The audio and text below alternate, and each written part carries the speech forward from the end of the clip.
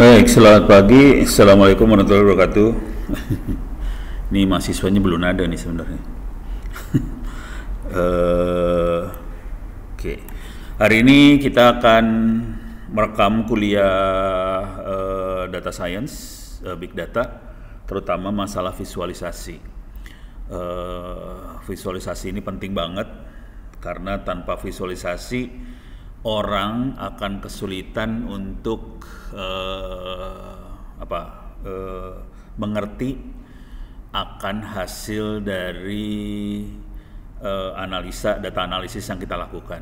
Jadi kalau data analisis, big data dan sebagainya itu dilakukan dengan tulisan, dilaporkan dalam bentuk tulisan, akan susah buat sebagian besar orang untuk mengerti. Jadi cara yang paling gampang adalah menggunakan grafik atau visual. Jadi visualisasi ini penting banget karena ini yang menjadi penghubung komunikasi antara seorang data science yang menganalisa data dengan orang lain. Oke. Tekniknya banyak untuk visualisasi, berbagai gambar ini banyak sekali. Di sini di kuliah Big Data juga bisa diakses. Di sini ada box plot, distribusi, heat map, scatter plot, line plot, Venn diagram, linear projection, CV diagram, Pythagorean tree, Pythagorean forest, CN2 rule, viewer, mosaic display dan sebagainya. Jadi ini banyak banget. Oke. Paling gampang untuk belajar, untuk melihat bentuknya itu apa? Paling gampang adalah kita select, ini kita ambil namanya, masukin ke Google, paste, nih. Nah, kita bisa langsung lihat gambar aja, klik image, langsung lihat maksudnya apa dari box plot. Oke, nanti saya akan terangkan pelan-pelan satu-satu ya. Jadi ini kalau kita perhatikan kelihatan banget sih, ada yang bentuknya vertikal, ada yang bentuknya horizontal. Tergantung arahnya mau yang mana yang kita pakai. Tapi bentuknya kotak sih, box plot, kotak. Oke. Nanti kita lihat distribusi. Oke, kita bisa lihat. Jadi caranya gampang banget sih sebenarnya buat mengenalin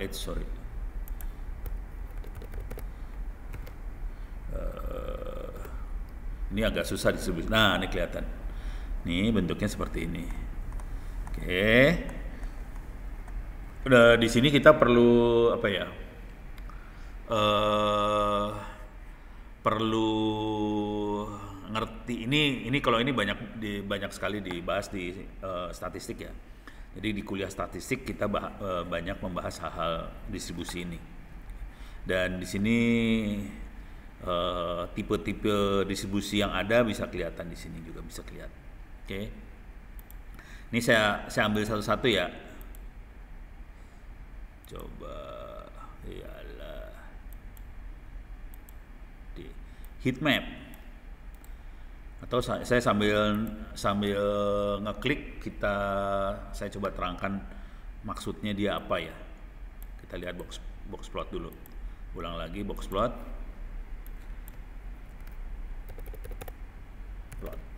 Oke.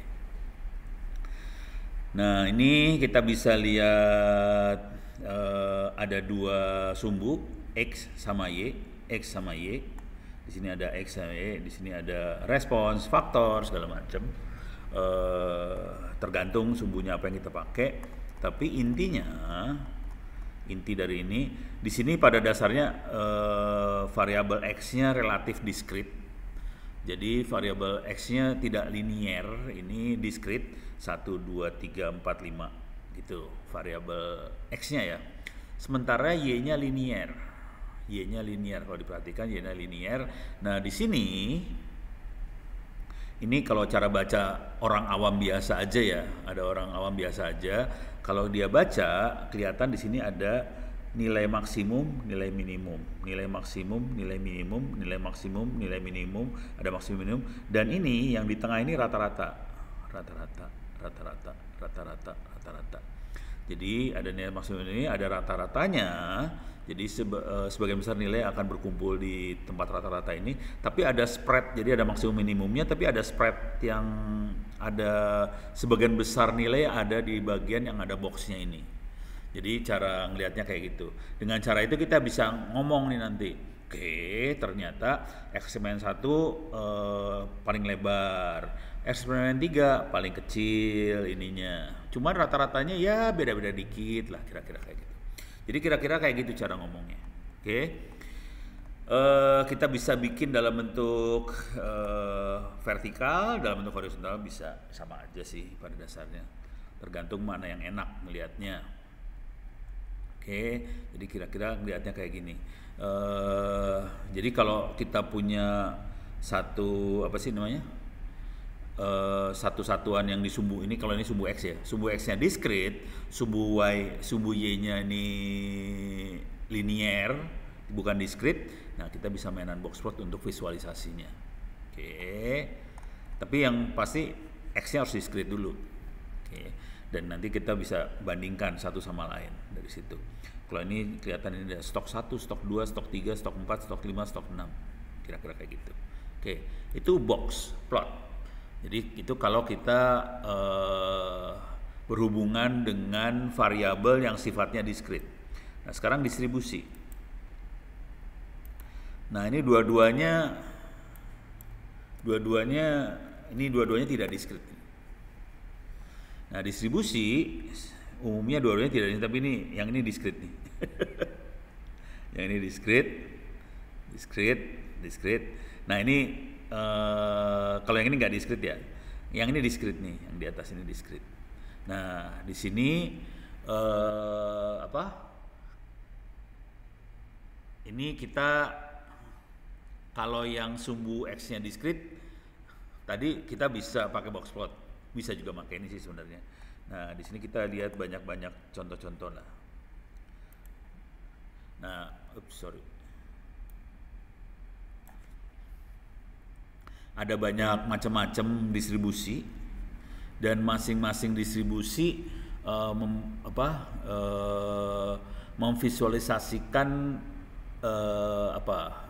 kejadian fisik yang sering terjadi. Seperti ini Erlang. Bentuknya kayak gini. Erlang kapan dipakainya? Erlang kapan sering terjadinya? Biasanya Erlang itu sering terjadinya di saluran telekomunikasi. Jadi saluran telekomunikasi mainnya Erlang dia. Bentuknya kayak gini distribusinya. Ini adalah percakapan telepon kira-kira. Ini percakapan telepon yang banyak di sini akan agak banyak sebelah sini. Tapi ini perhatikan di awalnya 0, jarang. Di awal jarang, sebagian besar akan ada di sebelah sini. Beda dengan eksponensial, ini langsung turun. Tadinya tinggi banget terus langsung turun, ini eksponensial. Jadi Erlang tuh belum eksponensial.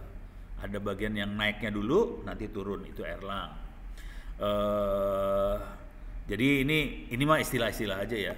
Dan kita nggak akan tahu, masing-masing kejadian fisik itu seringkali bentuk distribusinya bisa macam-macam.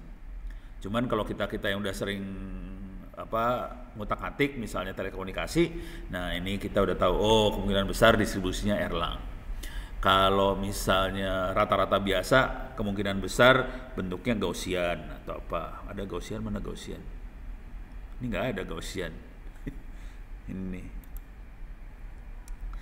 Ini yang biasa, ini Gaussian ini. Kayak gini ini biasa. Jadi rata-ratanya di tengah. Cuman kadang-kadang dia ada kecenderungan ke negatif, ada yang ke positif, kira-kira kayak gitu. Jadi dia ada skew gitu. Jadi ada yang bisa di tengah, nanti tergantung tekanannya kemana, bisa negatif bisa positif. Jadi bentuk awalnya Gaussian kayak gini. Oke. Nah, nih statistiknya. Nah, banyaknya kayak gini nih. Distribusi normal lah, normal. Ini normal, seringkali disebutnya normal. Ini ada yang eksponensial, ini ada beta. Nah, yang rata di semua bidang itu ada, biasanya dibilangnya uniform, distribusinya uniform. Tapi kelihatan akan naik turun gini ya. Tapi rata. Oke. Dengan cara itu kita bisa, ini cuma istilah aja sih. Tapi nanti kita bisa ngomongnya ya visualisasinya kayak gini, hasil statistiknya kayak gitu, kira-kira kayak gitu ya. Ini dia. Oke. Yang paling menarik biasanya kalau kita mainan statistik adalah nilai peaknya ini di mana. Oke. Kapan dia peak, kapan dia minimum, kapan dia maksimum. Oke, coba kalau kita lihat ini contoh traffic internet aja. MRTG graphics. Ini traffic internet tuh rata-rata kayak gini nih. Nih. Ini trafficnya internet ya. Ini kita lihat trafficnya ada yang repetitif nggak ya? Nah ini repetitif nih kelihatan. Ini repetitif, terlalu padat jadi agak susah ngelihatnya. Weekly, mingguan ya. Nah ini kelihatan repetitif. Ini traffic internet tuh kira-kira kayak gini. Cuman kelihatan ini hari Selasa, Wednesday, Rabu, Kamis, Jumat, Sabtu, Minggu, Senin, Selasa lagi. Oke. Nah, kelihatan kalau siang hari trafiknya akan naik, malam hari turun. Ini pagi naik, siang peak, malam turun. Pagi naik, siang peak, malam turun. Pagi naik, siang peak, malam turun. Dan kelihatan hari Sabtu Minggu trafiknya lebih rendah daripada hari-hari normal yang lain. Kalau hari normal rata-rata peak semua. Hari Sabtu Minggu normal. Kelihatan ini ada yang warna hijau, ada yang warna biru. Yang hijau adalah download, birunya upload. Kira-kira kayak gitu. Jadi ini kalau ini udah nggak tahu distribusi apa ini namanya. Tapi kalau kita yang udah mainan internet tahu, oh oke, ini traffic internet kira-kira kayak gini bentuknya. Oke, jadi kira-kira kayak gini banget. Kecuali kalau ada trouble. Ini kayak gini ada trouble nih. Ini ada trouble. Yang normal kayak gini. Ini kalau per hari ya, harian ini. Harian ini kelihatan jam-jamnya. Jam 4 pagi paling minimal, jam 2 udah mulai turun, jam 4 minimal, terus naik lagi jam 6. Peaknya sekitar jam siang, jam 12 siang, karena waktu makan siang biasanya orang bengong pada pakai internet semua, terus turun lagi dikit, terus naik lagi, pol.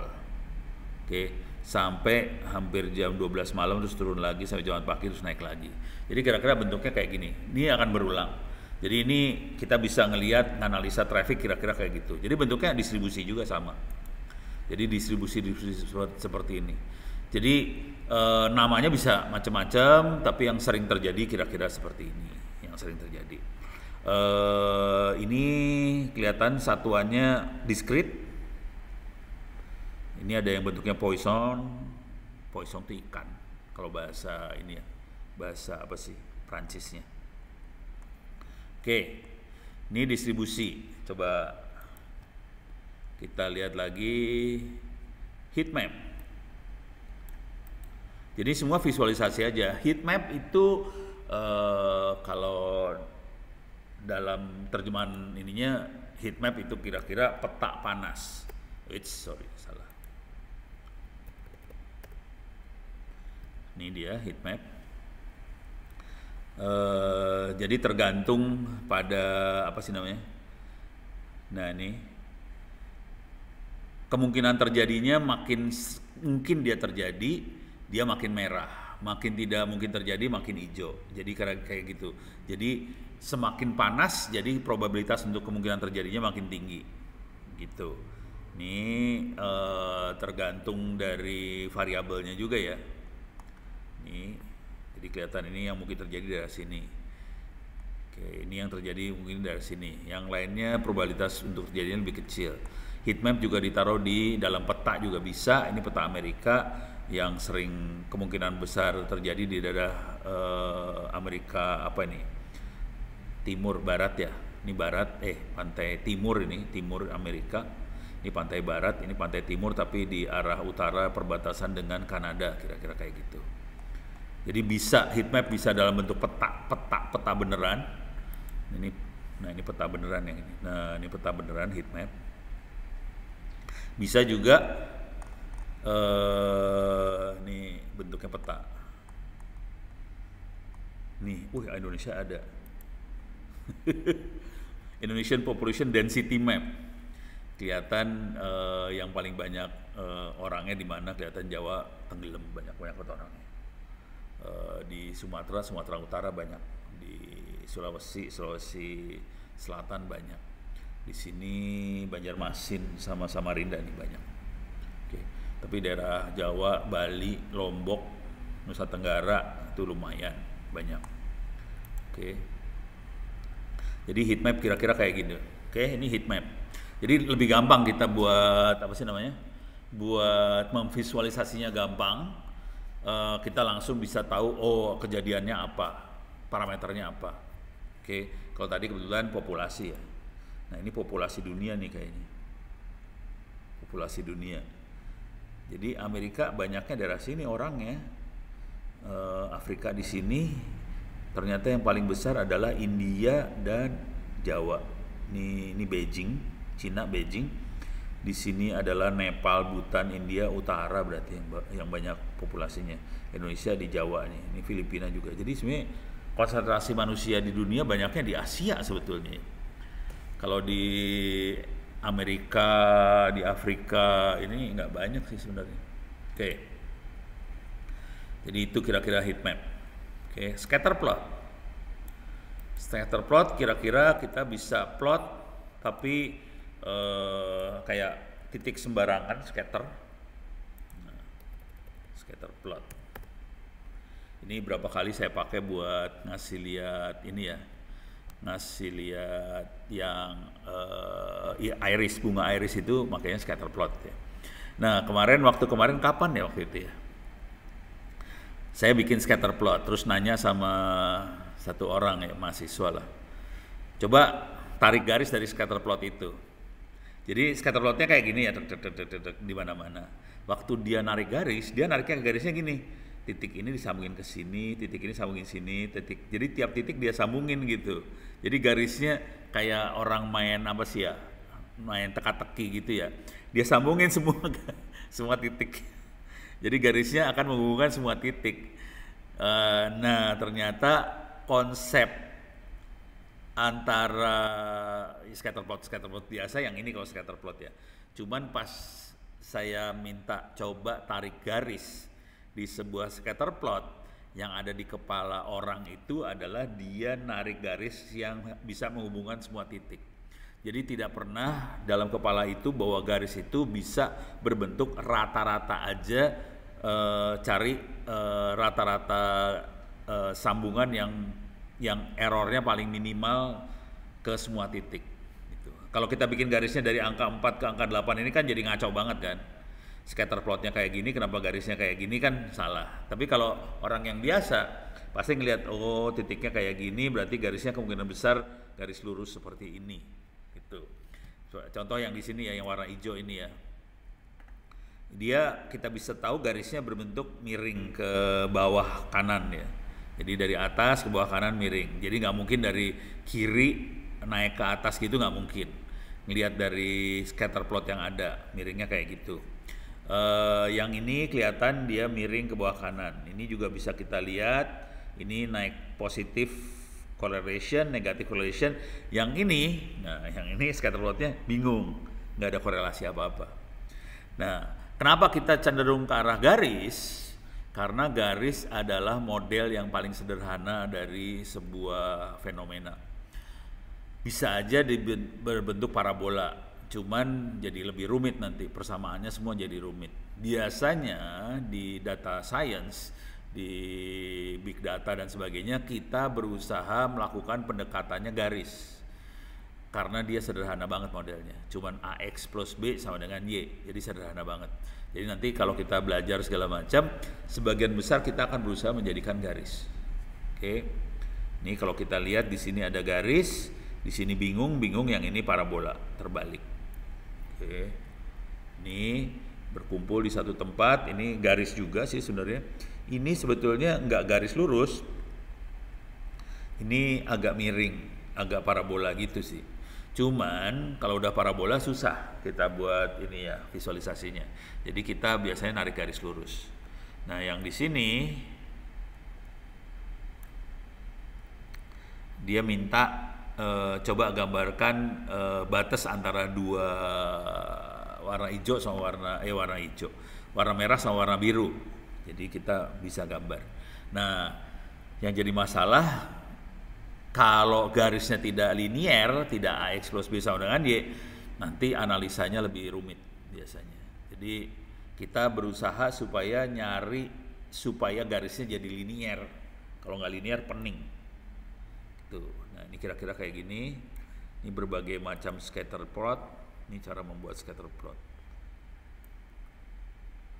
Nah, ini kelihatan garis pemisahnya. Ada dua bidang yang kita cari pemisahnya di mana. Jadi kira-kira kayak gitu. Ini scatter plot ya. Kalau scatter plot titik-titik di mana aja. Oke. Dan kita berusaha narik garis nantinya. Oke, kira-kira itu. Oke, itu line plot. Line plot adalah line to garis, plot. Jadi plot garis, line plot. Ini dia makhluknya. Nih. Nah, kalau ini line plot betul-betul nyambungkan antara titik-titik. Nih, kita sambungin antar titik ya. Nih, sambungin antar titik. Walaupun kadang-kadang kayak gini, kadang-kadang kita juga ambil rata-rata aja. Ini kayaknya bentuknya kayak gini. Yang ini kelihatan bisa lurus nih. Yang warna biru bisa lurus ke atas. Yang warna orange kita ke bawah, eksponensial. Yang warna abu-abu kita bisa ngambil rata-rata aja juga bisa. Gitu. Jadi jadi scatter dicampur sama line akhirnya. Nah, ini line plotnya, ini line plotnya, ini line plotnya. Jadi orang seringkali mikirnya seru banget. Seaborn line plot. Nih line plot. Oke. Nanti kalau kita pengen bahas sesuatu, paling gampang kalau dalam pembahasan kalau cuma line plot aja, kalau kayak gini ya, kayak gini. Ini pembahasannya cuma sumbu X, sumbu Y. Itu apa? Tapi di sini ada garis yang lain nih. Ada garis yang biru solid, ada deviasinya. Jadi pergeserannya seberapa besar. Nih tadinya kecil, lama-lama makin besar. Nah, ini bisa kita bahas juga. Kenapa ini bisa makin besar? Kenapa dia naik ke atas? Kenapa? Jadi selalu kenapa itu jadi pembahasan. Salah satu ini kalau satu garis aja, jadi dia ngelihat deviasi. Cara lain waktu ngebahas adalah kita bandingkan dua line plot. Ada dua atau lebih line plot.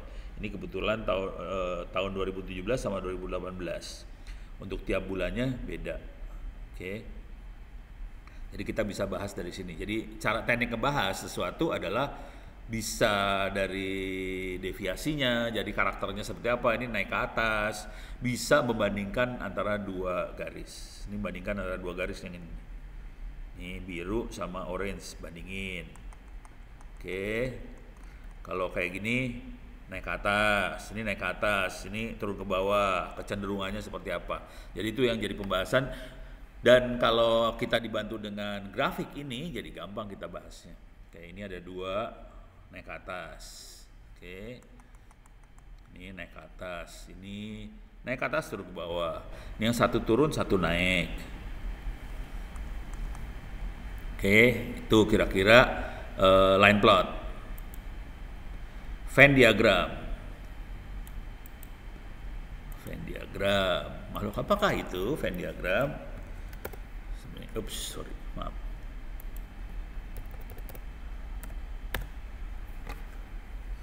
Nah, Venn diagram bentuknya kira-kira kayak gini. Oke, bentuknya lingkaran-lingkaran, tidak harus lingkaran sih sebenarnya. Tapi biasanya paling gampang bentuknya lingkaran aja. Tapi intinya ini adalah masalah klasifikasi. Oke, ini klasifikasi biru, ini klasifikasi pink. Ini ada yang kecampur antara biru dan pink. Ini klasifikasi, ini yang kecampur. Ini ada 3 klasifikasi, ini campur. Ini klasifikasi, ada yang nyampur, gitu. Jadi selalu, ini kalau udah mainan Venn diagram, ini biasanya urusannya klasifikasi. Dan salah satu di teknik data science yang paling enak kalau udah mulai Kalau klasifikasi biasa masih lebih gampang, cuman kalau kita harus melakukan unsupervised learning, ini gampang buat visualisasinya. Oke. Find good, fast, cheap site templates. Ini good, fast, cheap. Jadi ini ada yang campuran fast dan cheap. Ini good and cheap. Ini fast and good. Nah, ini yang tengah apa tuh? Not possible, tidak mungkin. Tidak mungkin ada jadi ada yang campuran expensive sama good, nggak mungkin nggak mungkin bagus, cepat, murah jadi satu semuanya, katanya nggak mungkin. Tapi kecuali ada keajaiban jadi mungkin ya, ada bagus, cepat, murah. Nah ini intinya klasifikasi semua sih. Oke, ini Venn diagram kayak gini bentuknya. Terutama kalau kita berhadapan dengan masalah klasifikasi jadi gampang kita ngebahasnya. Oke. Linear projection.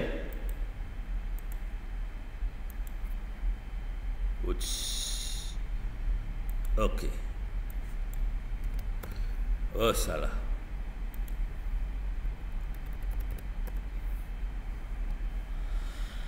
Nah, linear projection. Makhluk apakah itu linear projection? Ini yang seru kalau linear projection.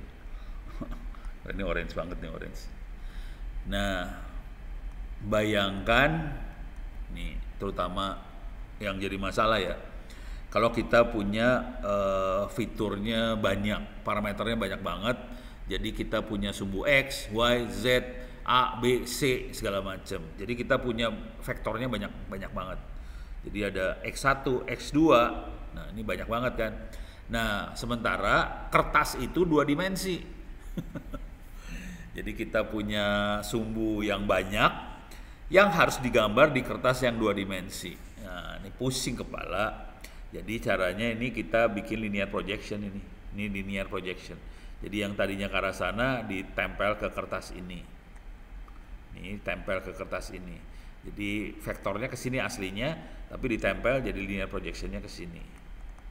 Supaya bisa jadi 2 dimensi, jadi gampang buat visualisasi di kertas. Gitu ya. Dan di data science seringkali kita berhadapan dengan sumbu yang banyak banget. Contoh paling sederhana tuh gini, ini ngomong doang ya.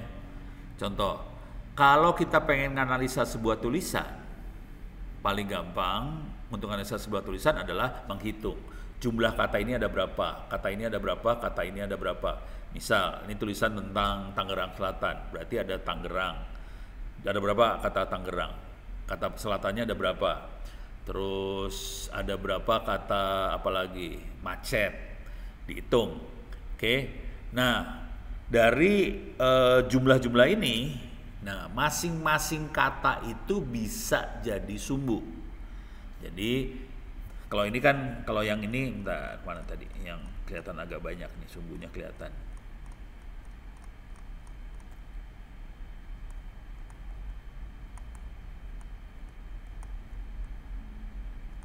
Yang ada 2 atau lebih. X1, X2 mana tadi? Nih kelihatan nih.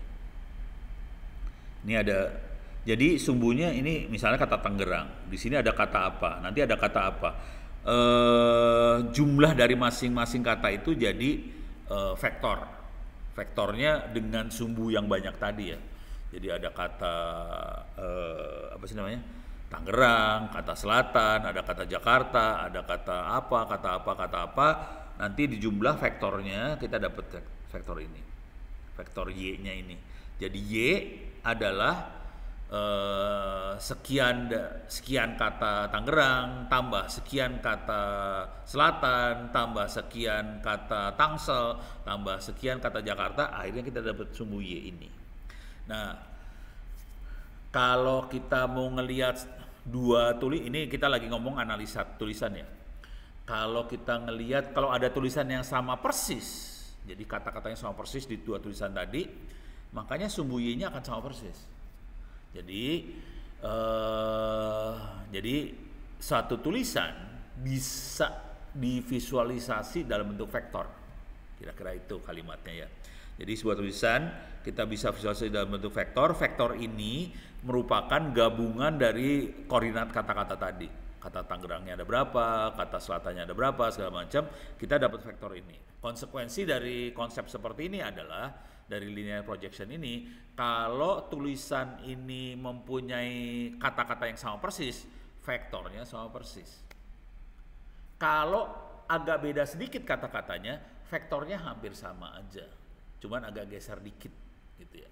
Jadi cara teknik ini biasanya dipakai oleh aplikasi software yang melakukan pengecekan plagiat. Jadi plagiat cara ngeceknya adalah vektor dari tulisan tadi sama nggak dengan vektor tulisan yang lain. Kalau ada yang vektornya sama persis, maka kemungkinan besar tulisannya sama. Dengan cara itu kita bisa ngelihat suatu plagiat, gitu ya. Kalau kita udah tahu cara ngecek yang plagiat, caranya gampang supaya kita tidak jadi plagiat. Kata-katanya dibedain aja. Gampang sih sebenarnya. Oke. Cuman untuk membedakan kata-kata kan kita harus mikir. Jadi kalau kita menceritakan suatu masalah atau satu konsep, walaupun konsepnya sama, masalahnya sama, kita bisa bikin dengan kata-kata yang berbeda. Dengan cara itu plagiatnya akan hilang. Jadi untuk menghilangkan plagiat sebenarnya gampang banget. Jangan menggunakan kata-kata yang sama untuk menerangkan satu hal. Itu aja sih. Dengan cara itu vektornya akan beda. Kalau vektornya beda berarti bukan plagiat. Kira-kira kayak gitu. Jadi ini linear projection ya. Linear projection. Oke. Terus lanjut CV diagram. Makhluk apakah itu? Mungkin nanti saya akan coba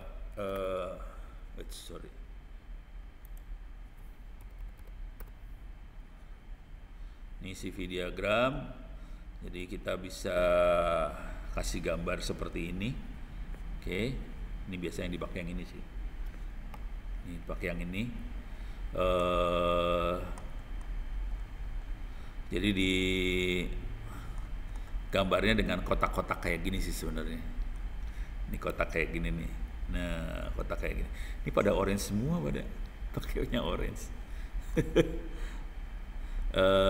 Jadi kita bisa lihat di yang sini ada berapa banyak, sini ada berapa banyak, sini ada berapa banyak, sini ada berapa banyak. Oke. Jadi kalau dalam bentuk tapis gitu, kita bisa lihat di sini ada berapa, di sini ada berapa, berapa.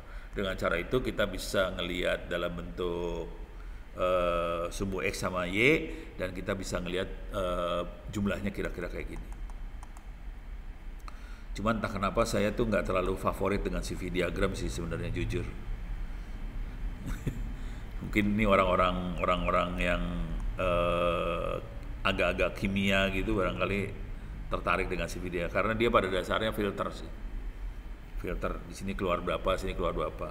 Jadi di sini ada yang partikel besarnya ada berapa, partikel kecilnya ada berapa. Jadi bentuknya filter. Itu ya, beres ya, itu CV. Oke, saya belum punya kebutuhan yang lebih serius. Nah, ini kita pengen lihat tree, Pythagorean tree. Wait, sorry, salah.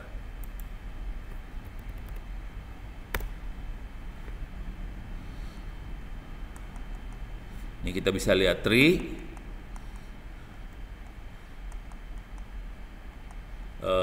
Pada dasarnya adalah, kalau ini simbolis saja ya. Kalau pemakaian benernya kayak gimana? Nah, ini kayak gini kayaknya. Ini pada pakai orange nih sebenarnya ini. Ini orange loh ini. Ini orange semua. Nah, orange Pythagorean tree ono wiki. Oh, no lagi ada sih. Jadi kita bisa ngelihat komponen utamanya yang mana, terus komponen yang menjadi apa? Rantingnya yang mana, kita bisa lihat dari warna-warna ini. Nih. Jadi yang utama itu yang putih yang utama. Nanti yang dari putih ini masuk ke ranting. Di sini ada yang ranting lagi, ada yang sendiri. Oke. Jadi ngelihatnya kayak gitu. Walaupun kalau mau jujur saya lebih suka tree yang sebelah sini sih daripada tree yang ini. Lebih susah ngelihatnya.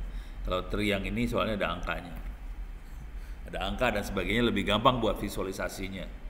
Tapi ini dua-duanya terisi. Oke. Jadi ada ini sebenarnya pohon keputusan. Jadi keputusan utamanya di sini. Kemudian dia belah dua. Ada satu cabangan kecil, ada cabang yang gede.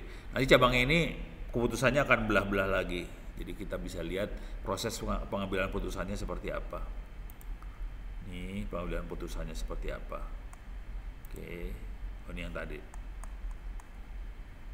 Paling gampang sih pakai orange sih, tapi orange saya lebih suka triang ini daripada triang ini sebenarnya. Karena ini lebih gampang buat diceritain. Oke, jadi ini kelihatan dari pola pengambilan putusan dari putusan yang ini, terus bercabang dua, bercabang lagi, gitu. Oke, sekarang kita coba lihat lagi, itu nggak bisa sih.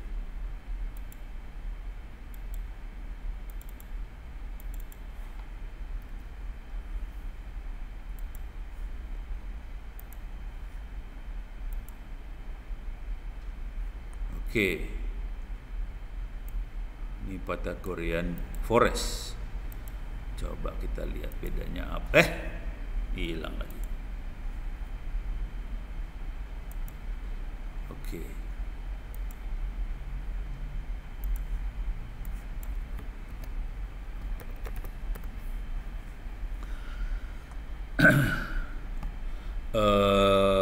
Kalau tree lebih dikit, forest lebih ganas.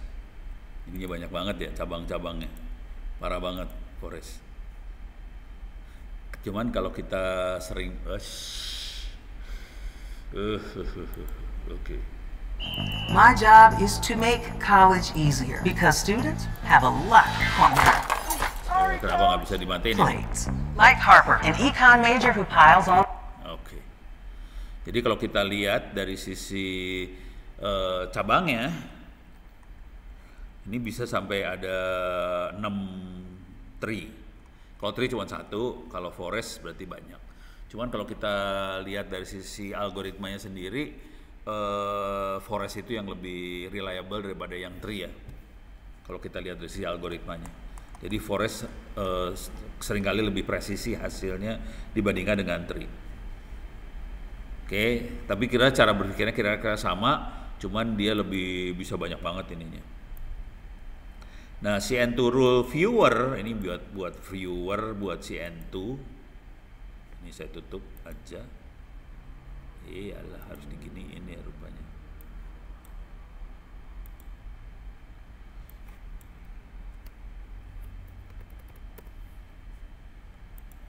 Oke. Nah, banyaknya ke ini semua ya. Banyaknya ke orange semua ternyata. Iya, sangat orange banget ternyata ini.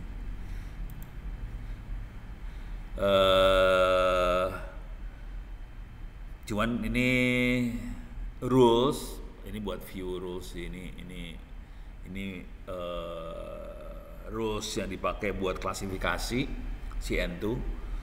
Rulesnya bisa kita lihat. Ini ada if, then, terus distribusinya kayak gimana. Dari situ kita bisa ngelihat rules yang mana yang punya ranking yang lebih tinggi, kayak gitu bisa kelihatan di sini kira-kira. Cuman saya nggak terlalu suka pakai if then sih sebenarnya. If and gitu nggak menarik. Saya lebih suka kalau bisa tanpa if then. Cuman itu artinya agak seru tuh. Karena kita mengandalkan komputer supaya komputernya melakukan klasifikasi sendiri. Kalau yang pakai if then kayak gini, yang melakukan klasifikasi biasanya orang sih sebenarnya. Jadi nggak terlalu, komputernya jadi nggak pinter sih sebenarnya. Oke, coba kita lihat mosaic display itu seperti apa.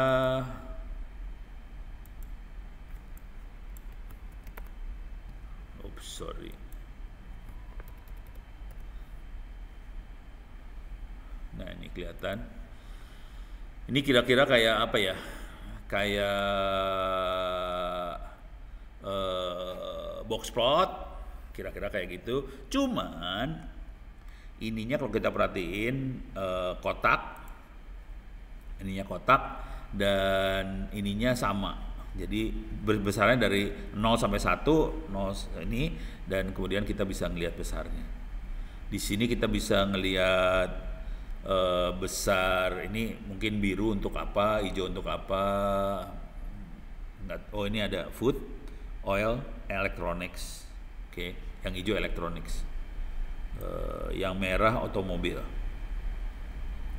Jadi kita bisa lihat banget US banyak ngabisin duit untuk ini kayak apa ya, alokasi anggaran kali ya, dan kita jadi enak banget untuk membandingkan alokasi anggaran antar beberapa negara, Inggris, Prancis, Jerman, Jepang sama US. Kelihatan cara alokasi anggarannya.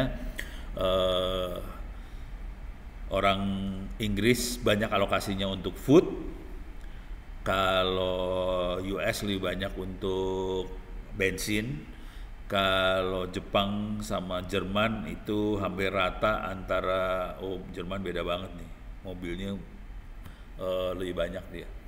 Pantas Jerman punya Mercy, punya BMW segala macam, Jerman semua ya. Jadi alokasi anggaran buat mobilnya gede banget. Sebenarnya di US nggak keren. Jadi emang kita tahu Jerman untuk mekanik mobil bagus banget. Jepang merata antara food, elektronik sama otomobil serata. Kalau Inggris food banget. Gitu. Jadi dari sini kita bisa ngelihat, bandingin langsung dengan dibikin sama aja. Padahal sebenarnya kalau kita lihat uangnya beda nih sebenarnya. Cuman kalau kita lihat persentasenya jadi kelihatan banget sih. Alokasi anggarannya seperti apa segala macam. Oke, ini yang namanya mosaic display. Oke, jadi enak. Kalau Anda perhatikan dari tadi, cara ngebandingkan sesuatu, cara ngelihat sesuatu, seringkali caranya adalah dengan cara membandingkan. Dan itu adalah teknik yang biasa dipakai di jurnal dan sebagainya, adalah bandingin. Antara satu hal dengan hal yang lain kita bisa bandingkan sih sebenarnya. Ini bisa digeser nih. Oh iya, bisa digeser. Oke. Sekarang silhouette plot. Makhluk apakah itu silhouette plot?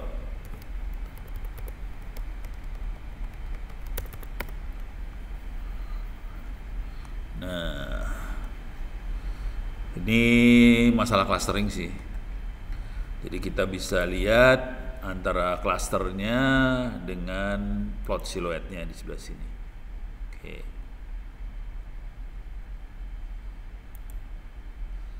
Ini silhouette plotnya. Kita bisa lihat cluster. Ini kalau cluster, kalau kita pakai scatter plot clusternya. Kalau di silhouette plot kita bisa ngelihat, kita bisa label masing-masing cluster. Udah gitu kita bisa lihat clusternya mana yang gede, apa segala macam bisa kelihatan di sini. Cluster mana yang dominan, yang gede, kayak gimana. Pakai K-means clustering. Kalau saya lebih, ini jujur dulu, saya lebih senang pakai cluster yang ini ya, scatter plot sih sebenarnya. Saya pakai silhouette kadang-kadang masih belum dapat nih. Enaknya sebelah mana nggak tahu. Jadi kayaknya nanti masing-masing orang punya selera masing-masing mau pakai cluster yang mananya. Oke, itu silhouette plot. Tree viewer kita bisa lihat di sini. Ini yang tadi ya. Nah, yang kayak gini lah.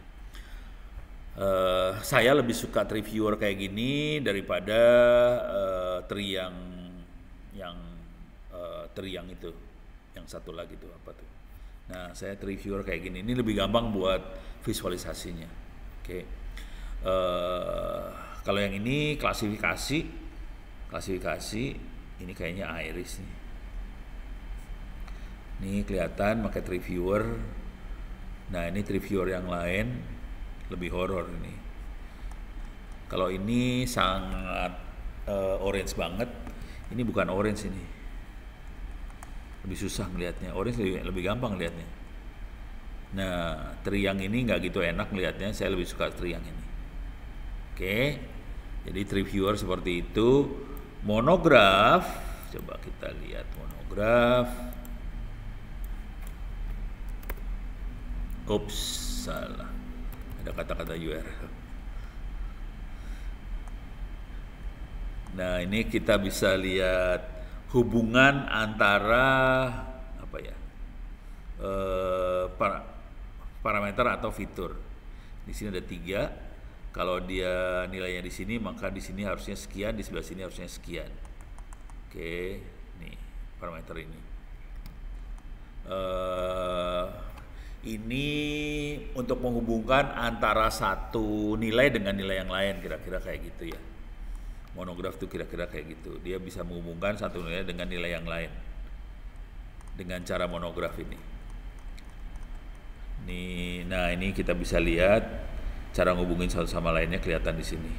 Oke. Ini kalau kita punya kebutuhan untuk menghubungkan satu nilai dengan nilai yang lain, kita bisa menggunakan monograf seperti ini. Freevis.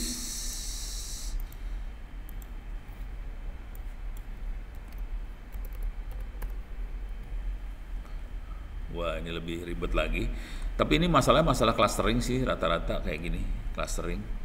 Ini kita bisa lihat clusternya. Ini paling enak lihat di sini ya kali ya. Ini kita bisa lihat clusternya. Nih, pengelompokannya seperti apa? Kita bisa lihat pengelompokannya. Ini ada batas kelompok clusternya, batasnya kelihatan. Ada yang nyempil sendiri di sini, bikin kacau, kelihatan juga. Jadi kita bisa lihat clusternya. Ini kita bisa lihat clusternya nih. Oke. Freevis ini bentuknya kayak lingkaran gitu sih. Oke. Itu freevis. Kalau radvis harusnya radial dia.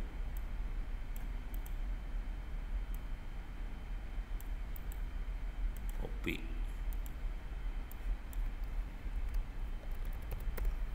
Nih bentuknya kayak gini. Oke, hampir sama sih. Nah, di sini yang seru nih ada outliers. Ini masalah lain sih ya. Jadi kalau kita udah lihat pengelompokannya, di sini ada satu yang ngaco sendiri, outliers tuh ngaco sendiri.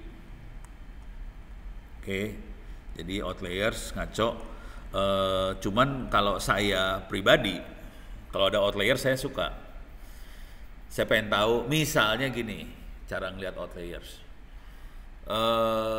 Kalau saya ngelihat rata-rata nilai suatu mahasiswa, itu kita bisa lihat kelompoknya. Oke, rata-rata anak-anak seginilah nilainya. Nah, saya akan, kalau yang nilainya biasa-biasa aja, yang rata-rata saya ya oke, lulus oke. Cuman saya akan tertarik buat ngelihat mereka yang luar biasa, di luar kebiasaan. Jadi bisa positif banget, bisa negatif banget. Oke. Karena dua benda tadi yang positif dan negatif ini yang akan seru untuk dilihat. Kalau yang biasa berarti normal. Yang positif banget, negatif banget itu yang perlu dilihat. Kalau positif banget ya udah bagus banget ya. Yang negatif banget itu yang perlu kita lihat juga, kenapa bisa negatif banget gitu. Nah, positif banget atau negatif banget seringkali dilihat sebagai outliers. Jadi kalau kita lagi nganalisa satu data, saya biasanya sering lihat yang outliers ini buat ngelihat apakah dia positif banget atau negatif banget. Kalau kita mau dalam proses seleksi misalnya, saya akan ngambil outliers yang positif sekali. Jadi biarin yang rata-rata dibuang aja karena itu rata-rata kemampuannya. Saya akan lihat yang positif banget. Yang positif banget adanya di outliers. Jadi outliers itu penting. Oke. Nah, ini udah sebagian besar. Sekarang coba kita lihat, coba mahasiswanya ada berapa sekarang? Ada 4. Mahasiswanya ada 4. Oke. Coba kita share screen lagi ya. Sekarang kita uji coba ya.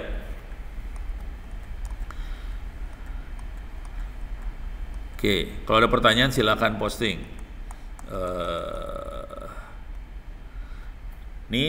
Jadi itu tadi masing-masing untuk masing-masing visualisasi, plot-plotnya apa aja, segala macam tadi ya. Kita masih ada waktu sekitar 40 menitan, kita akan coba lah. Oke, kita coba yang sederhana dulu. Di percobaan-percobaannya biasanya contohnya sudah ada di sini. Saya coba klik. Biasanya sudah ada, kalau kita klik di situ ada contohnya. Cuman ini kenapa lemot banget masuk ke open course-nya, lemot banget ya.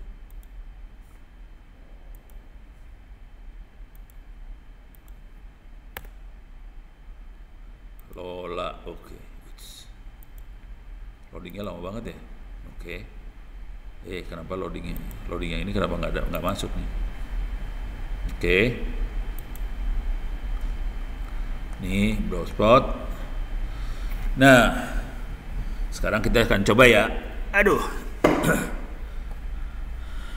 Jadi boxplot menunjukkan distribusi nilai atribut, merupakan praktik yang baik untuk memeriksa data baru ataupun dengan menemukan anomali dengan cepat, seperti nilai duplikasi, outliers dan sebagainya. Kita bisa lihat dengan cepat. Oke. Nah ini contohnya, kita ambil file, langsung kita masukin boxplot. Ini file yang diambil namanya hard disease tab. Oke, coba kita lihat ya. Dan kita nanti bisa milih yang jadi sumbu X apa, sumbu Y-nya apa gitu, kira-kira bisa dilihat sih. Ini kayaknya umur. Nah ini variabelnya apa nih? Ada 2 variabel yang diambil. Oke, coba kita lihat hard disease. Ini kita klik dulu. Sekarang kita masuk dataset. Hard disease breast cancer. FG hard disease. Oke, ini udah diambil sebenarnya hard disease-nya. Sekarang kita visualisasinya dengan boxplot. Jadi langsung aja kalau ini. Kalau ini kebetulan datanya data di load langsung, kita boxplot. Kalau data analis yang benar kan data di load, kemudian melakukan modeling segala macam, baru masukin ke visualisasi. Oke, ini dia. Ini diameter narrowing-nya. Oke.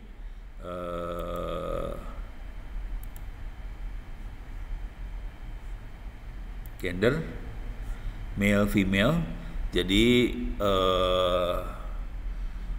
dari sini ini cara bacanya, ini contoh cara bacanya. Kelihatan dari sini ini adalah umur, umur dari 30, 40, 50, 60, 80. Jadi umur manusia yang kemungkinan mereka akan pembuluh darahnya akan mengecil. Jadi dia kena kemudian akan dapat penyakit jantung. Kalau kita lihat laki-laki kemungkinan kena penyakit jantung umur 53,8 atau 54 tahun lah.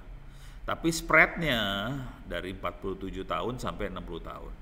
Perempuan kemungkinan kenanya lebih tua daripada laki-laki, dia akan sekitar 56 tahun kenanya. Kalau laki-laki 54 tahun, perempuan 56 tahun, dan dia perempuan bakal kena dari umur 50 sampai 63 yang banyaknya kena daerah situ.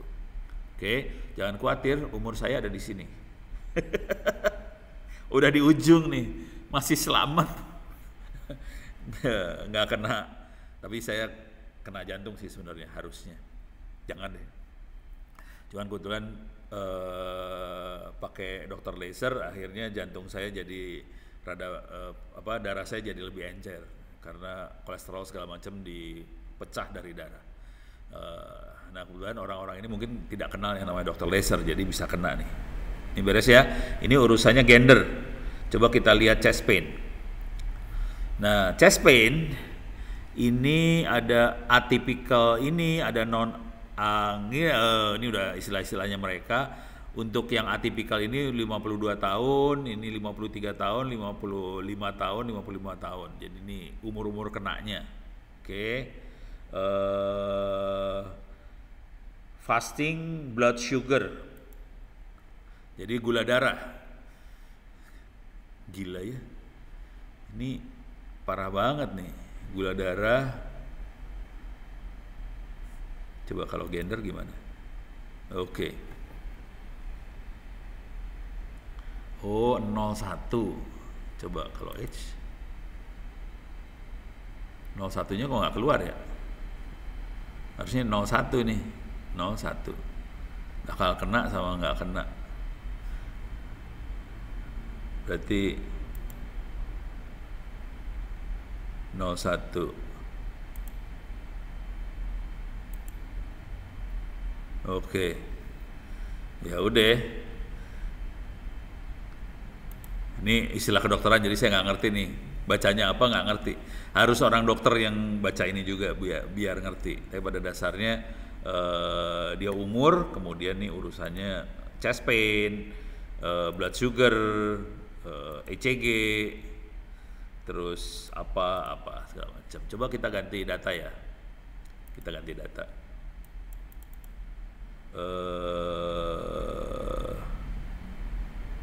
Course grade. Saya nggak tahu nih datanya seperti apa course grade. Belum pernah pakai soalnya. Coba saya lihat dulu datanya seperti apa ya.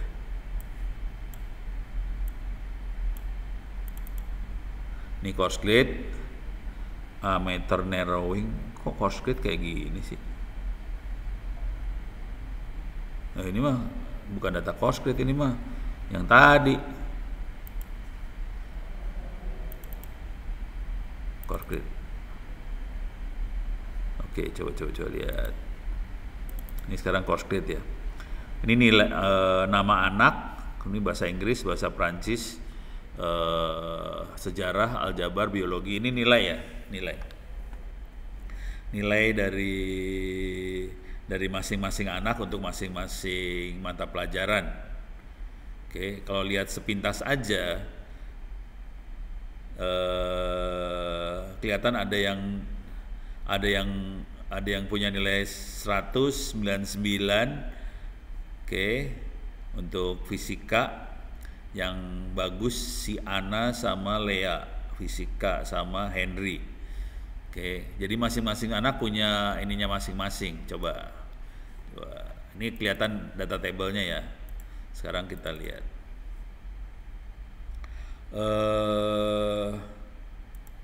Wah, ini susah ini. Oh, ini untuk nilainya doang sih.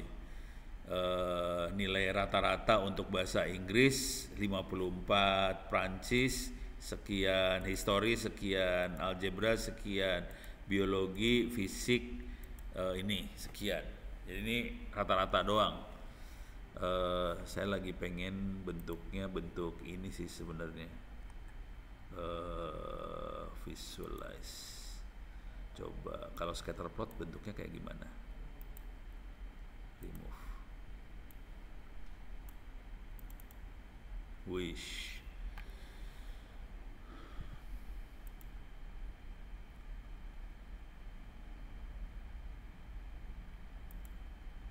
Ini nggak kelihatan apa-apa ya.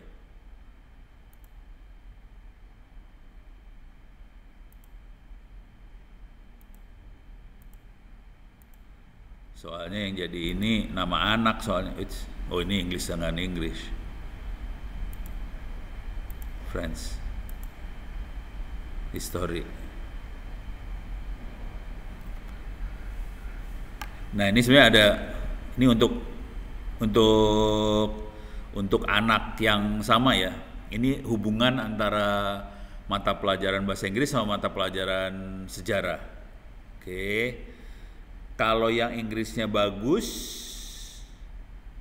oke, belum tentu juga. Nah, saya pengen lihat hubungan sih sebenarnya, tapi ini nggak kelihatan. Aljabar sama fisik. Oh, ini kelihatan nih hubungannya, kelihatan banget nih. Kalau kita lihat garis lurus nih, garis lurus ya, garis lurus. Jadi rata-rata yang aljabarnya bagus, matematikanya bagus lah ya, fisikanya juga bagus. Yang matematika jelek, fisikanya jelek. Kelihatan dari sini. Karena dia kelihatan garisnya lurus nih.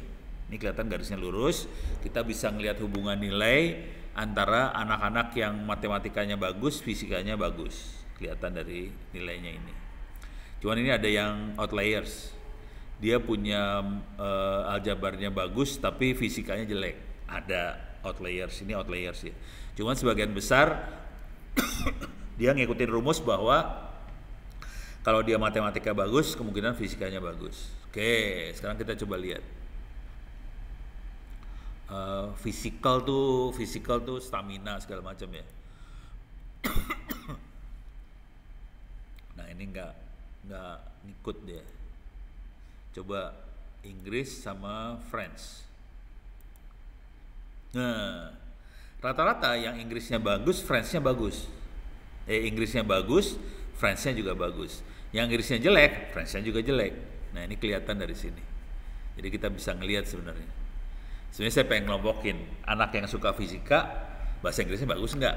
Gitu ya. Misalnya bahasa Inggris sama fisika hubungannya kayak gimana? Sama physics. Nih, jadi yang anak-anak yang bahasa Inggrisnya jelek, fisikanya bagus. Yang fisikanya jelek, bahasa Inggrisnya bagus. Nah, mulai kelihatan. Tapi ini outliers jadinya. Di sebelah sini ada yang outliers. Ini ada yang dua-duanya bagus. Fisika bagus, bahasa Inggrisnya juga bagus. Cuma di sini ada bagian yang fisikanya bagus, bahasa Inggrisnya jelek, gitu. Jadi ada yang outliers, ada yang ini. Jadi ini kita bisa ngelihat hubungan antara nilai satu mata pelajaran dengan pelajaran yang lain dengan jadi kayak IPA IPS lah. Anak-anak IPA jagonya di mana, IPS jagonya di mana, kira-kira kayak gitu. Coba baik biologi ya. Biologi bingung nih biologi. Ini ada yang biologinya jelek, bahasa Inggrisnya jelek. Saya harus sama aja. Biologi bingung nih, history bingung.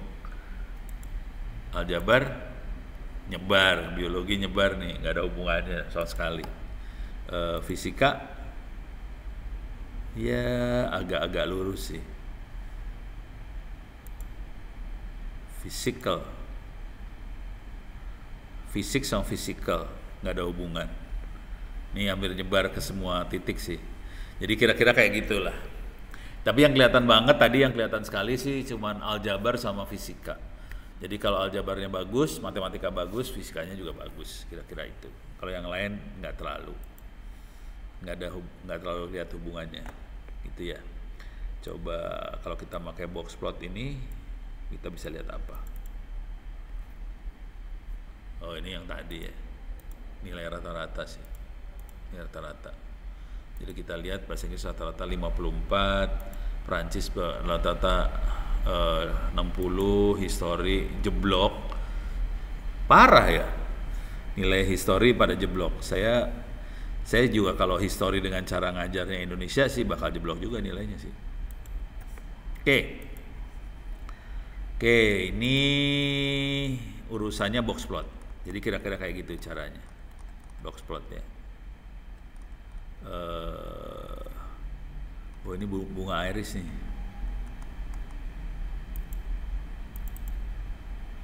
Ini coba. Ini kita lihat yang hewan ya.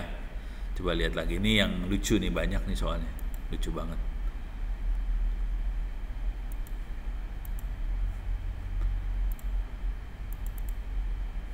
Ini ganti, bukan dataset, remove. Ini kita masuk ke file.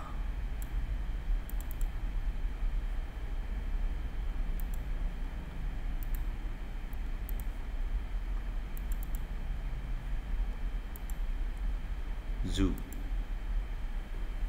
Ini zoo. Coba kita lihat ya. Jadi datanya kira-kira kayak gini sih datanya.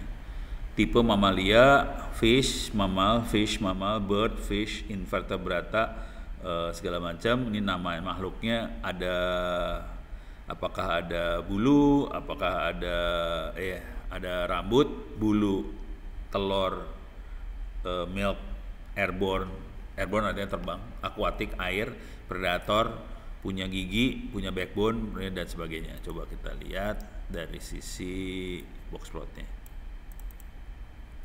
Nah ini box plotnya.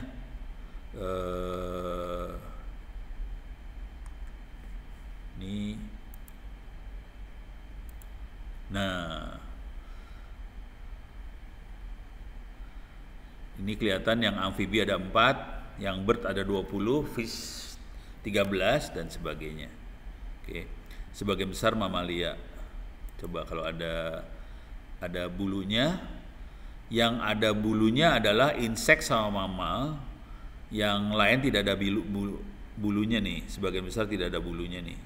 Cuman yang ada bulunya 01 insek sama mamalia. Coba kalau kita lihat hair itu rambut, salah. Rambut. Kalau kita lihat feather bulu akan beda. Yang pasti punya bulu adalah bird. Yang lain tidak punya bulu seperti bird itu bulu ya, benar ya. Yang lain tidak punya. Coba kita lihat yang bertelur. Ada yang bertelur ada amfibi, bird, fish, insect, invertebrata, reptil bertelur. Sementara yang tidak bertelur mamalia, sebagian reptil juga, invertebrata juga. Jadi kita bisa ngelihat siapa yang mendominasi. Yang bisa terbang. Yang bisa terbang ada bird, ada insect, ada mammal. Mammal yang terbang tuh apa ya? Oh, kelelawar kali ya. Oke. Yang sebagian besar lagi yang lain tidak bisa terbang. Coba kita lihat predator. Predator hampir di semua bidang ada predatornya. Yang ada giginya mamalia, terutama yang punya gigi. Bird tidak punya gigi.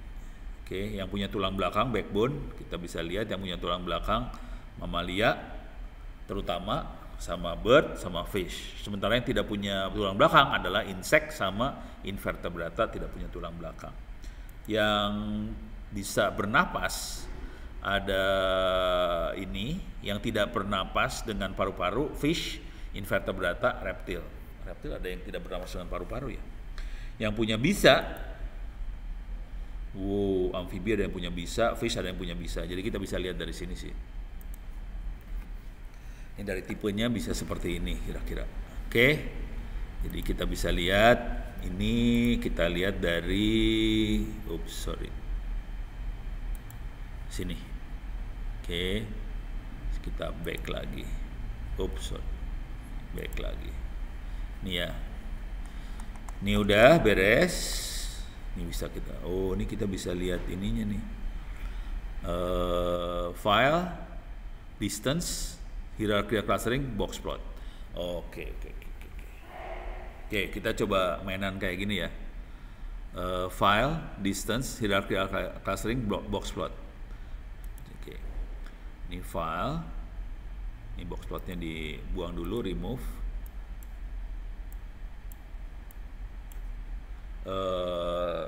Unsupervised learning, kita hitung distance.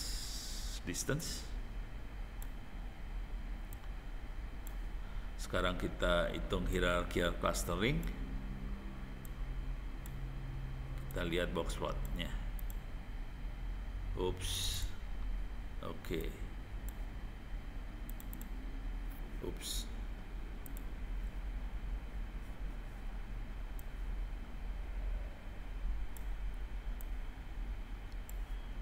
Oke, coba kita lihat.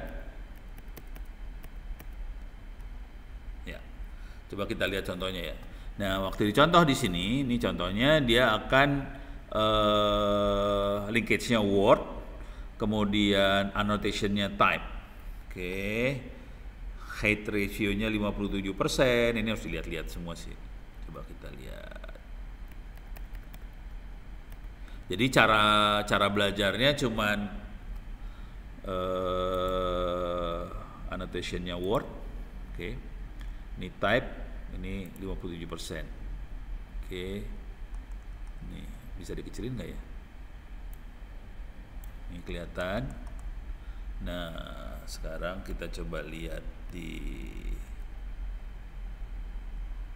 ini dia. Ini mana dia? Ini dia. Oke. Tapi kita bisa lihat pengelompokannya kayak gini nih. Ini lagi pengelompokannya 2 nih.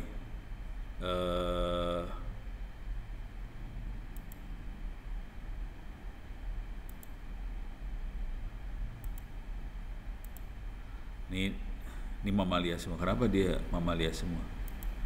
Coba feather. Oh, oke. X.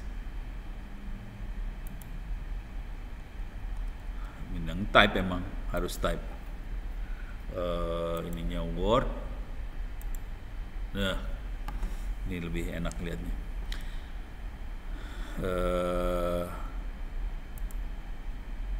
Nah, ini kelihatan di sini. Ini urusannya adalah ini kelompok pertama hasil penelitiannya dia ya. Tapi ini apa ya? C1 tuh apa nggak tahu nih. Ini apa nih? C1 tuh apa nggak tahu. Pada dasarnya ini adalah kelompok yang ini invertebrata sama insek. Kalau mamalia ada di sini semua nih. Ini mamal semua. Di sini mamalia yang lebih gedenya ada di sini nih, mamalia semua. Di sini ada bird semua. Di sini ada campuran amfibi, mamal, reptil. Tapi harus dilihat makhluknya apa sih sebenarnya. Oke. Kalau kita lihat datanya, soalnya kelihatan datanya. Ini ada nama makhluknya apa. Ada tortoise, ada toad itu kodok, tuna fish, vampire, vole itu apa nggak tahu, vulture itu burung pemakan bangkai. Nah ini harusnya dilihat sama nama makhluknya ini sih sebenarnya baru boleh kebayang. Kalau nggak rada susah aja sih. Oke, jadi kira-kira gitu cara mainnya. Nah sekarang kita coba lihat lagi yang lain. Oke. Ini box plot udah, coba kita lihat yang lain. Alah, susah ya.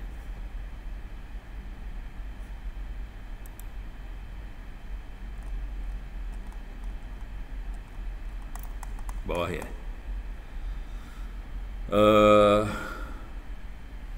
Coba, ini saya sembarangan aja ya, heat map. Saya loncat ya. Soalnya kita punya waktu 15 menitan lagi aja. Coba heat map. Ini saya klik lagi heat map. Oke. Nah, kita bisa ngelihat kalau tadi kan contoh heat mapnya pakai peta ya. Coba kita lihat di sini. Ini udah ada contoh nih. Ini kita ambil file. Filenya apa ini ya? Coba lihat. Nggak ada nama file. Housing, dataset housing. Oke. Menyangkut nilai rumah di pinggiran kota Boston. Oke. Hal pertama yang kita lihat dalam peta adalah B dan pajak. B memberikan informasi tentang proporsi kulit hitam menurut kota dan atribut pajak yang berdasarkan. Oke. B itu black, yang tinggal orang hitam bukan, terus pajaknya. Oke, sekarang kita coba. Jadi file heatmap, select column, heatmap lagi. Jadi kita ada 2 heatmap, cuman yang ini dengan cara select column, baru kita lihat heatmapnya. Jadi kita bisa lihat 2 heatmap. Oke, sekarang kita akan coba lihat. Ini tutup dulu. Ini remove all.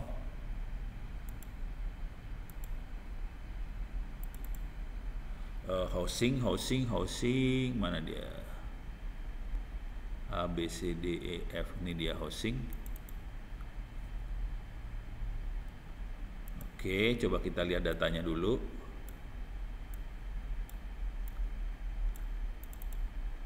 Ini datanya. B itu black. Kalau dia bilang tadi B. Satu lagi text. Ini text. Oke. B black text. Yang lainnya nggak tahu apaan. Ini harus dicek. Ini cara ngeceknya cuma gini doang ya. CREM. Trim. Itu apa makhluk trim? Bisa dicek di sini caranya. CREM housing.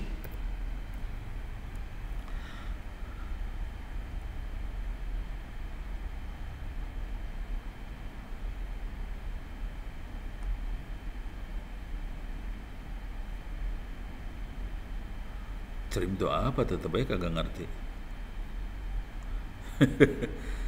Plug trim housing. Ini crime.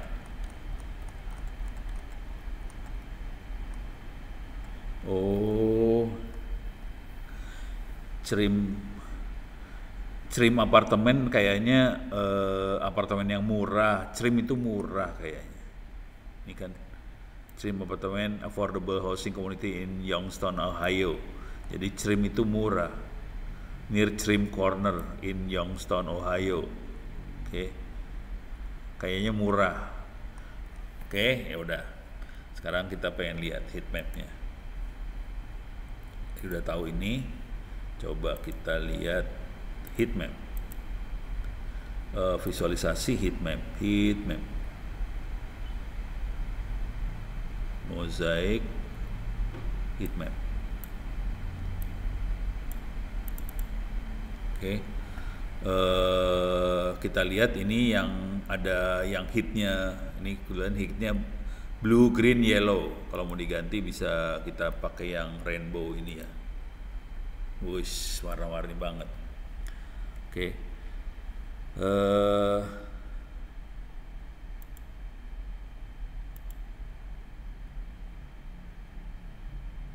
Cluster 50 Ronan. Tapi kelihatan yang hitnya tinggi adanya di sini, text sama black. Oke. Nah, yang seru di sini adalah yang bayar teks banyak, kemungkinan besar dia bukan black.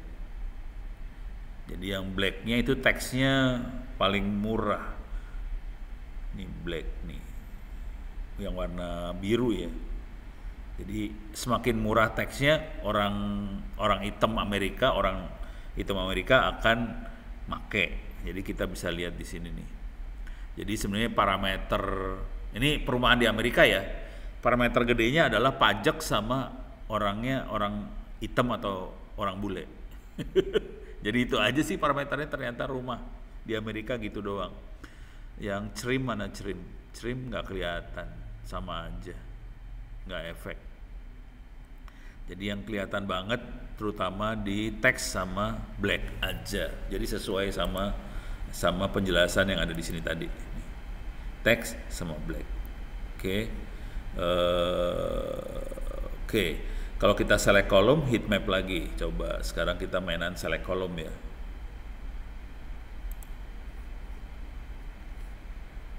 Mana dia?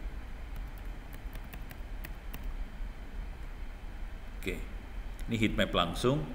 Kita akan bikin heat map yang kedua. Cuman kita pakai select kolom.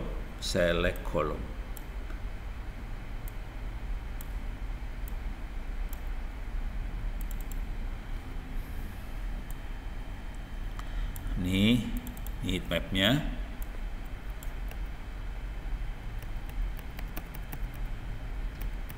Nih. Jadi kita punya select kolom, di sini heat mapnya. Oke, sekarang coba kalau kita fiturnya kita kurang-kurangin ya. Coba umur saya buang, nggak ada umur. Ini teks saya buang, hilang teksnya. Black saya buang, hilang.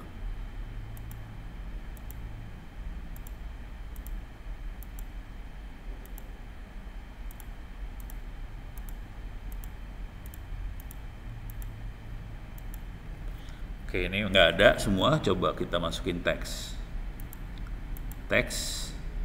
Nah, yang sini banyak bayar teks. Coba hubungan teks sama black, ini kelihatan. Semakin tinggi bayarnya, blacknya hilang. Oke, di sini murah banget, blacknya mulai dominan. Jadi yang murah-murah itu blacknya naik. Tapi kesannya jadi rasis banget ya. Coba sama umur hubungannya gimana? Hampir nggak ada efek sama umur, sama aja, mau berapa aja nggak ada urusan sama umur sih sebenarnya. Oke, coba kalau kita lihat yang ini, nggak ada hubungannya juga. Jadi yang nggak ada hubungan kita buang-buangin, Ya, ini apa hubungannya? Nggak ada hubungan juga. Jadi ya praktis dua itu aja yang berurusan, teks sama black. Oke, jadi kelihatan di sini. Kalau kita merge by Cummins, waduh, malah bingung sekarang. Jadi nggak bisa ini. Deh. Oke. Select column fungsinya buat select kolom mana aja yang mau kita analisa. Cuman yang ini kalau kita lihat di sini tidak ada proses buat melakukan modeling ya. Ini modelingnya manusia banget yang ini. Oke. Dah, ini manusia aja. Sekarang coba kita lihat lagi yang lain. Heat map, distribution. Coba.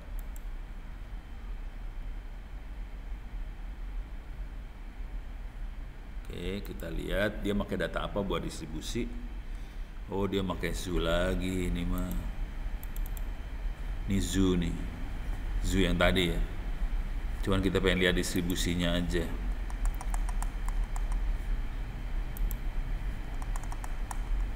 Nih kelihatan distribusinya seperti ini.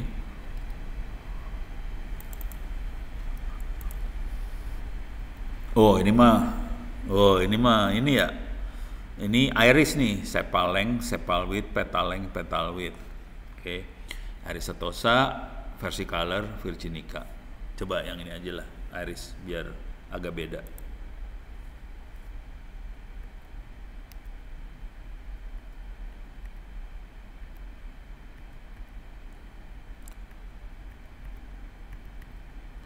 Oke, ini saya buang dulu. Oke, sekarang saya akan ngambil datanya dari iris. Ini zoo diganti jadi iris. Oke, ini data iris. Kemudian coba kita lihat visualisasi ya, distribusi.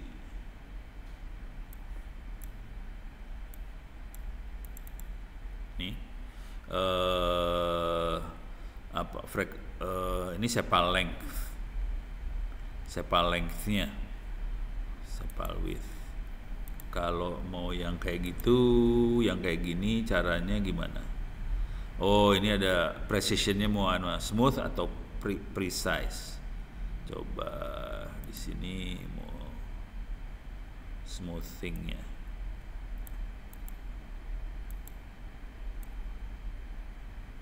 Oh, ini mulai kelihatan nih. Normal. Nah, mulai kelihatan. Jadi coba nih smoothnya.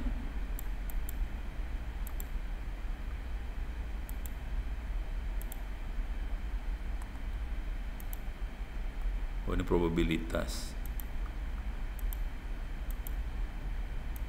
Stack column. Oh, kayak ginilah kira-kira, lucu. Yang seru dari distribusi ini ada distribusi yang kecampur di sini. Yang ini bikin bingung karena dia kecampur antara versicolor sama virginica, ada yang nyampur nih dua, ada 4 atau berapa yang kecampur nih. Jadi kita kesulitan buat misahin antara dua jenis. Kalau yang ini jelas yang warna biru ya, sentosa jelas banget dia misah sendiri, gampang. Ini kalau dari petal length. Coba kalau petal width, waduh pusing dia, kecampur tiga-tiganya. Sepal width, sepal length kecampur juga. Ini kecampur, ini paling misah, ini misah, cuman ada campurannya dikit nih. Oke, jadi dari sini kita bisa lihat parameter mana yang paling memisahkan antara satu klasifikasi dengan klasifikasi yang lain. Jadi kita bisa analisa kayak gini aja. Oke, ini jangan dipakai kecampur tiga-tiganya. Yang ini jangan dipakai kecampur tiga-tiganya. Ini bisa dipakai, ini bisa dipakai. Oke, jadi kira-kira caranya kayak gitu buat visualisasi data, mana yang gampang misahin, mana yang enggak. Ini kalau kita masalahnya masalah klasifikasi ya. Jadi kira-kira kayak gitu caranya. Oke, coba lihat lagi CV diagram. apa linear projection ya. Coba kita lihat linear projection. Jadi ini kebetulan saya ngambil ada contoh-contohnya sih. Cuman kadang-kadang saya udah lupa. Dulu contohnya apa ya? Lupa. Saking banyaknya main. Nih. Oke, kita lihat linear projection. Nih. Ini iris lagi, sepal length, sepal width. Coba bentuknya kayak gimana dia. Ini bentuknya cuma kayak gini aja. Nih. Selected data, komponennya data. Ini data tables, linear projection. Oke, coba kita lihat langsung dari data ke linear projection ya.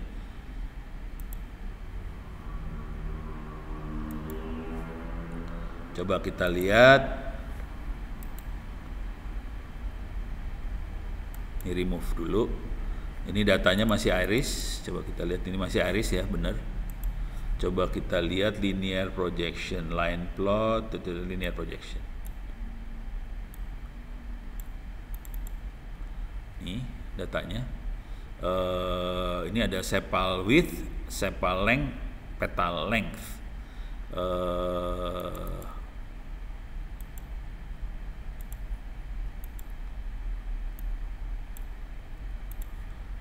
Coba colornya dibedain.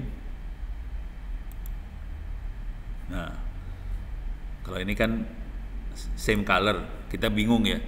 Kalau same color bingung mana yang iris, mana yang apa. Kalau kita bikin iris, nah ini langsung kelihatan pemisahan datanya. Oke. Kita pakai sepal width, sepal length, sepal petal width. Ini harusnya bisa 4 nggak ya? Ini petal width, sepal width. Ini 3, coba 4. Ini 4. Oke, jadi kita bisa lihat banget. Ini 4 partnya dimainin dengan 4, atau mulai dari 2 dulu ya. Nih. Oke. Ini nggak ada yang dipakai datanya. Coba kita lihat dari, kalau nggak salah, petal ya. Ini dari petal width-nya aja kita bisa misahin. Ini Aries Sentosa beda sendiri. Yang ini petal width ya. Petal width bisa kelihatan. Aries Sentosa sendiri. Sementara Aries versi color sama Virginica kelihatan ada yang nyampur. Coba kalau kita sambungin petal width sama petal length. Oke, ini 2 yang dipakai. Dari 2 ini kita bisa lihat Aries Sentosa kelihatan misah banget. Sementara di sini kelihatan bagian bawahnya ini adalah versi color, yang bagian atas ini yang lebih panjang, petal width sama petal length-nya kelihatan dia adalah Virginica. Cuma di sini ada yang nyampur. Bisa nggak kita pisahin lagi? Coba kita ambil sepal length. Yang ini gampang udah kepisah. Ini kelihatan rada susah-susah gampang di sini. Kayak ada yang kecampurnya lumayan. Jadi walaupun kita ambil 3 variabel, tetap aja rada susah buat misahinnya. Karena dia lumayan kecampur sih antara Virginica sama Sentosa. Jadi ini tadi saya pakai pencet tombol kontrol ya. Kontrol enter. Ini saya kontrol enter jadi 4. Ini 4 yang dimainin. 4 mulai lebih gampang ngelihatnya nih. Ini misah, ini yang kecampurnya ada 3. Campurnya 3 di sini. Yang lainnya relatif misah. Jadi relatif lebih gampang buat misahinnya. Cuma dari semuanya Sentosa lebih gampang banget buat misahin. Sementara yang 2 ini agak susah-susah, gampang buat misahin. Oke. Jadi kita banyak dimainkan dengan yang ini sih. Coba kalau shape-nya iris, dia beda shape nih sekarang. Size-nya, bisa dirubah-rubah, bisa dimain-mainin lah saudara-saudara. Oke, kira-kira itu. Jadi hari ini benar-benar hanya visualisasi aja. Minggu depan saya akan coba masalah model. Ini paling susah sih sebenarnya. model paling susah, kemudian karena di sini banyak algoritma segala macam, dan komputer saya juga mungkin nggak akan kuat-kuat banget, terutama kalau kita mainan dengan neural network ini. Nih, ini paling susah nih. Ini bikin kacau banget neural network. Karena komputernya harus gede sih sebenarnya. Kalau udah kita mainan neural network, komputernya harus gede. Kecuali datanya dikit ya. Kalau datanya dikit lebih gampang kita mainnya. Tapi kalau udah datanya gede, lumayan pusing. Jadi minggu depan kita akan bahas yang ini, model. Tapi kalau secara sederhananya, hampir semua model akan pakai persamaan linear. AX plus B sama dengan Y. Persamaan itu akan dimainkan sih untuk semua model. Jadi hampir sama aja. Cuman ada yang model yang bisa menghandle variabel yang linear, ada yang nggak bisa, kira-kira gitu. Oke, ada pertanyaan? Nggak ada ya? Tolong ininya ujiannya dikerjakan supaya bisa dapat nilai A semua nanti pas lulus. Oke, terima kasih. Sampai sekian dulu. Kita ketemu lagi minggu depan, dan kalau ada pertanyaan bisa pakai email, ada apa-apa bisa chat dan sebagainya. Oke. Terima kasih. Assalamualaikum warahmatullahi wabarakatuh. Ini saya tutup dulu.